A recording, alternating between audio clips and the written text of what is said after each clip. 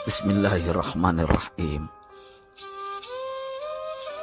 Pada suatu hari Rasulullah SAW ditemui oleh malaikat Jibril. Rasul pun bertanya, "Ada apa wahai Jibril?" Jibril menjawab, "Wahai Muhammad, sesungguhnya hari ini Allah Subhanahu wa Ta'ala sedang mengobarkan nyala api neraka, dan seluruh para malaikat amat ketakutan. Mereka tidak tahu harus bagaimana.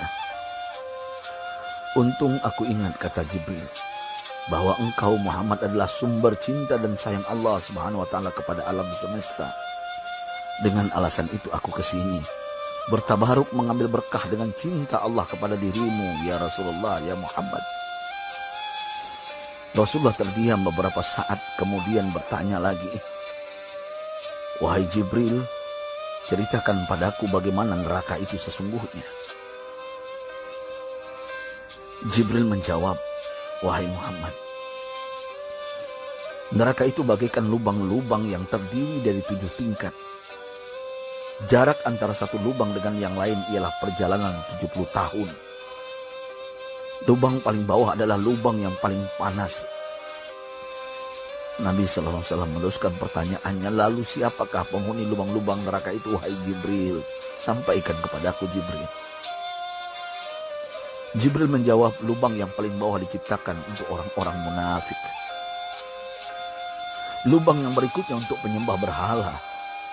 Lalu untuk penyembah bintang dan matahari." Jibril terus menerangkan penghuni tingkatan neraka hingga lubang yang kelima, tempat umat Yahudi, dan yang keenam dihuni oleh umat Nasrani. Setelah menjelaskan penghuni 6 tingkatan neraka, Jibril diam cukup lama. Rasulullah SAW penasaran dan bertanya kepada Jibril, "Wahai Jibril, siapakah penghuni neraka yang ke-7?"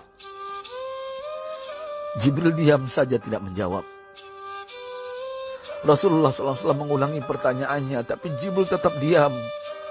Rasulullah tambah penasaran dan mendesak Jibril agar dijawab pertanyaannya. Akhirnya Jibril pun berkata, "Umatmu wahai Muhammad, mereka itu para pelaku dosa besar di kalangan umatmu, yang dimana sampai mereka mati belum sempat bertaubat." Mendengar jawaban Jibril, Rasulullah langsung jatuh pingsan. Jibril merangkulnya dan meletakkan tubuh baginda di atas pangkuannya. Tak berapa lama Rasulullah SAW sadar dan langsung menangis bersimbah air mata dengan terisak-isak.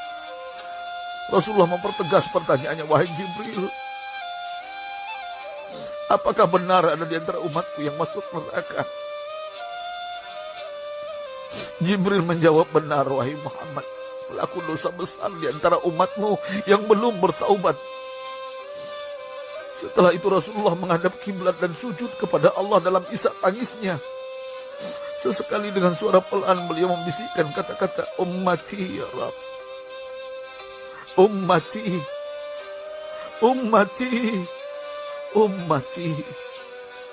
Beliau SAW tidak mengangkat kepalanya dalam keadaan seperti itu selama 3 hari 3 malam.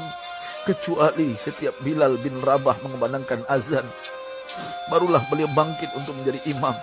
Dan setelah itu kembali sujud lagi.